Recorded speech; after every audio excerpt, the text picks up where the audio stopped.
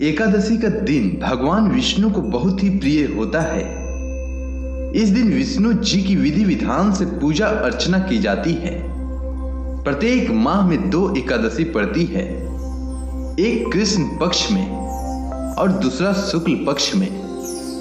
सावन महीने की कृष्ण पक्ष की एकादशी, जिसे कामिका एकादशी के नाम से जाना जाता है, वो बीत चुका है। अभी सावन महीने का शुक्ल पक्ष चल रहा है और इस पक्ष की एकादशी को पुत्रदा एकादशी या पवित्रा एकादशी या पवित्रोपना एकादशी के नाम से जाना जाता है। पुत्रदा एकादशी साल में 2 बार पड़ता है। मान्यता है कि जो व्यक्ति इस व्रत को करता है उसे संतान की प्राप्ति होती है। अगर व्यक्ति की संतान है तो उसे बाधाओं से मुक्ति मिल जाती है। कहा जाता है कि अगर कोई व्यक्ति इस दिन कुछ उपाय करे तो उस व्यक्ति के बच्चों के सामने कभी भी कोई भी समस्या उत्पन्न नहीं होती है। मान्यता है कि जो व्यक्ति सच्चे मन के साथ पुत्रदा एकादशी का व्रत करता है, उसकी संतान को बुरी आदतों, रोग और कई प्रकार की बाधाओं से मुक्ति मिल जाती है। तो आइए जानते हैं कि पुत्रदा एकादशी का व्रत किस दिन रखना है और वो कौन से उपाय हैं जिसके करने से पुत्र संबंधित सभी प्रकार की समस्या का अंत हो जाता है।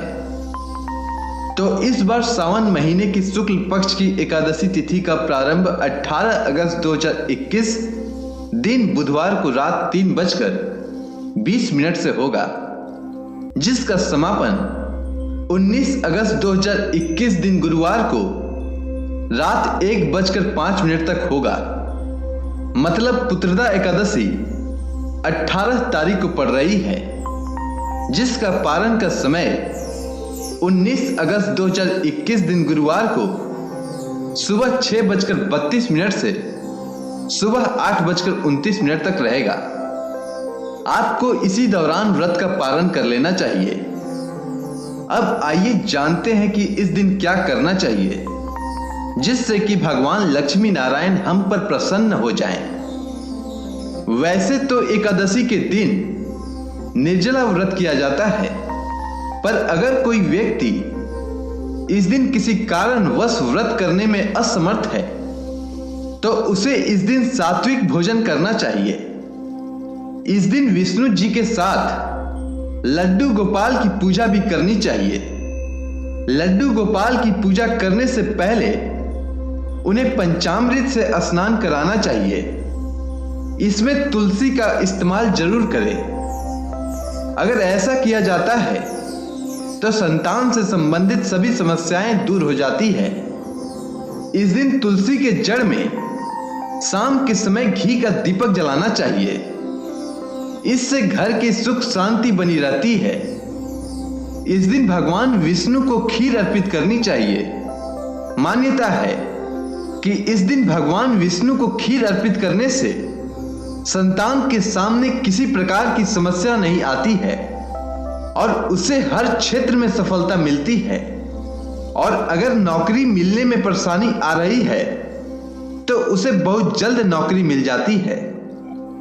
अगर आपको किसी समस्या का हल न मिल रहा हो और बहुत प्रयास करने के बाद भी आपका काम नहीं बन रहा हो तो आपको इस दिन पीपल के पेड़ पर जल अर्पित करना चाहिए।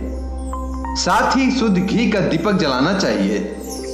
मान्यता है कि ऐसा करने से बहुत जल्द समस्या से छुटकारा मिल जाता है। और इस दिन ओम नमो भगवते वासुदेवाय नमः मंत्र का 108 बार जाप करना चाहिए।